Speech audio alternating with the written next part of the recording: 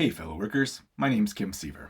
Welcome back to my channel. Capitalism has been the dominant economic system in much of the world for a long time, shaping how societies organize their economies, distribute wealth, and determine power dynamics. While it has undeniably created a lot of wealth for the owning class, it has also perpetuated profound inequalities, social injustice, and exploitation of the working class. At its core, capitalism is based on private ownership and control over the means of production: factories, land, resources, and technology. These means of production are controlled by a small group of individuals, corporations, and elites, the owning class, who make decisions about what's produced, how it's produced, and for whom it's produced. The working class, on the other hand, is compelled to sell their labor to the owning class in exchange for wages, assuming they even have the capacity to sell their labor. In this system, the primary goal is profit accumulation, and profit is generated through the exploitation of workers, who produce more value through their labor than what they receive in wages. This surplus value, the difference between the value created by workers and what they're paid, is then hoarded by the owning class as wealth, exacerbating inequality and concentrating power in the hands of a few. The pursuit of profit inherently leads to exploitation. No matter how much we regulate or reform capitalism, it remains a system that benefits the owning class at the expense of the working class. Capitalism, by its very nature, is structured to ensure that wealth accumulates at the top, leaving the majority of people struggling to make ends meet. Reforming or regulating capitalism is a fool's game. While regulations can improve working conditions, raise wages, or provide social safety nets, they don't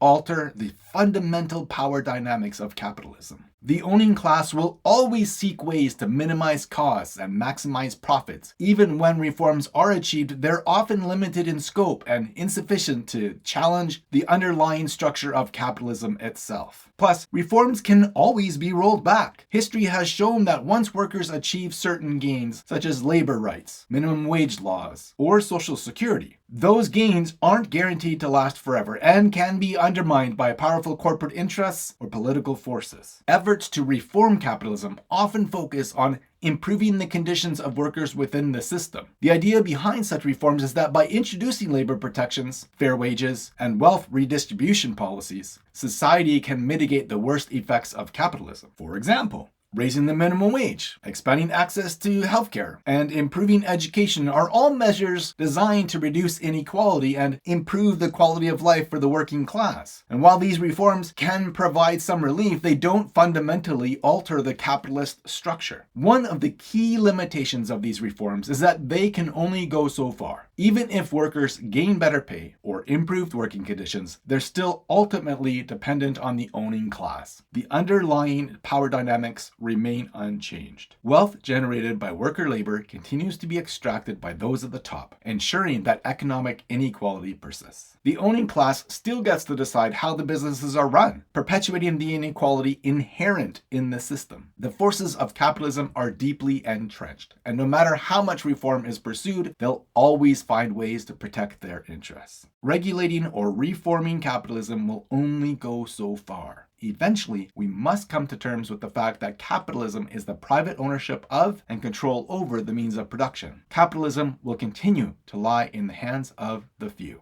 No matter how much we regulate or reform capitalism, it will continue exploiting the working class to generate surplus labor value, which then can be hoarded as wealth. We must abolish capitalism to make way for egalitarianism. Abolishing capitalism means dismantling the system of private ownership of the means of production and replacing it with a system that prioritizes collective ownership, democratic control, and the equitable distribution of wealth. Under such a system, wealth is no longer concentrated in the hands of a few, but rather shared among all members of society. Workers would no longer be exploited for their labor, and the production of goods and services would be oriented towards meeting human needs rather than generating profit. Instead of private corporations making decisions about what to produce and how to allocate resources, the people themselves must have control over the economy. This can be achieved through various means such as worker cooperatives, democratic planning, and public ownership of essential industries and resources. Abolishing capitalism also means challenging the idea that profit should be the driving force of society. In a just and egalitarian world, human needs such as healthcare, education, housing, and environmental sustainability would take precedence over the accumulation of wealth. Instead of a world where the few accumulate vast amounts of wealth while the many struggle to survive, we could create a society where everyone's basic needs are met and people have the freedom to live fulfilling lives without the constant pressure of economic insecurity. To build the foundations of a post-capitalist world, we must begin by prioritizing the needs of workers and marginalized communities. This means demanding higher wages, better working conditions, and stronger labor protections. It also means advocating for policies that promote economic democracy, such as worker cooperatives and public ownership of key industries. Additionally, it requires addressing the intersectional forms of oppression such as racism, sexism, and colonialism that are deeply embedded in the capitalist system. Ultimately,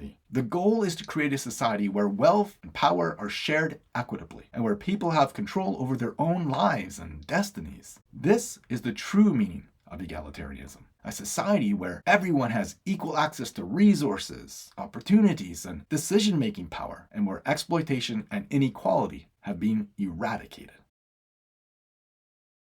Solidarity.